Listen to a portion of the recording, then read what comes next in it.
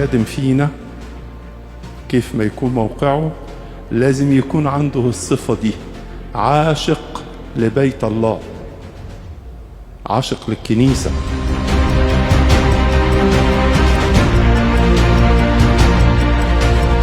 احنا بنشكر ربنا ان هو وصلنا لليوم الجميل ده، حفل تخرج الكليه الإكليريكية دفعه 2023. انا بفخر ان انا متخرج من كليه عظيمه وعريقه زي الكليه الإكليريكية بالاسكندريه، والنهارده وصلنا ليوم التكريم يشرفنا فيه قداسه البابا واهتمامه كل سنه ان يخرج الكل دفعات من الكليه الإكليريكية ليكونوا طلبه ابتدوا واقفين كده على شاطئ لبحر علم كبير، هم يبتدي بقى يتبحروا فيه اكثر واكثر. فرحة عظيمة النهاردة وحفلة جميلة من قداسة البابا، شرف كبير ان قداسة البابا يدينا الشهادة بنفسه. الكلية الإكليريكية يعني مكان عظيم، ترجع لعهد مريم مرقس الرسول، من الأماكن العريقة يعني، وبركة كبيرة جدا النهاردة ان احنا بنتخرج يعني. النهاردة يوم مختلف وحلو، النهاردة حفلة الكلية الإكليريكية تخرج دفعة 2023. احنا درسنا 4 سنين، درسنا فيها حاجات مختلفة، كتاب مقدس، طقس، عقيدة، أبائيات، وتعلمنا حاجات كتير واستفدنا. بصراحة احنا كنا مستنيين الحفلة دي بقالنا كتير، وكنا مبسوطين قوي لما سمعنا ان الحفلة قربت، طبعا بإشراف من أبونا أندراوس، طبعا بحضور قداسة البابا تودروس الثاني.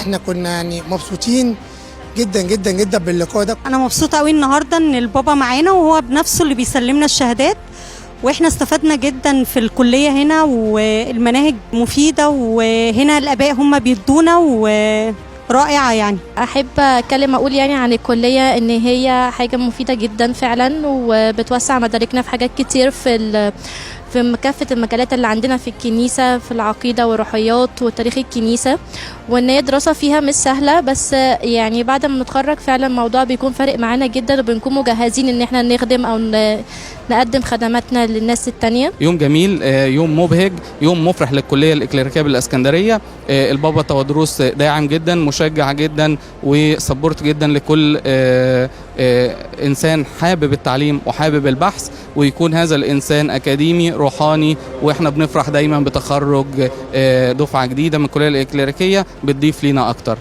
نعمة كبيرة يا أحباء إن احنا نكون في حضن كنيستنا، نعمة كبيرة إن ربنا يوفر لنا ظروف ويهيئ ظروف تبقى مفيدة لنا كلنا. استغل الوقت، استغل الدراسة، استغل المعرفة. وكلكم حافظين الآية بتاعت قديس بولس الرسول في رسالة أفسس، قال كده: انظروا كيف تسلكون بالتدقيق، لا كجهلاء بل كحكماء مفتدين الوقت لأن الأيام شريرة. افتدي الوقت النهاردة لا أيام شرير، استغل الفرصة بتاعت النهاردة لأن الأيام شرير. يعني الأيام ممكن تتغير، الدنيا نفسها بتتغير في حاجات كتير.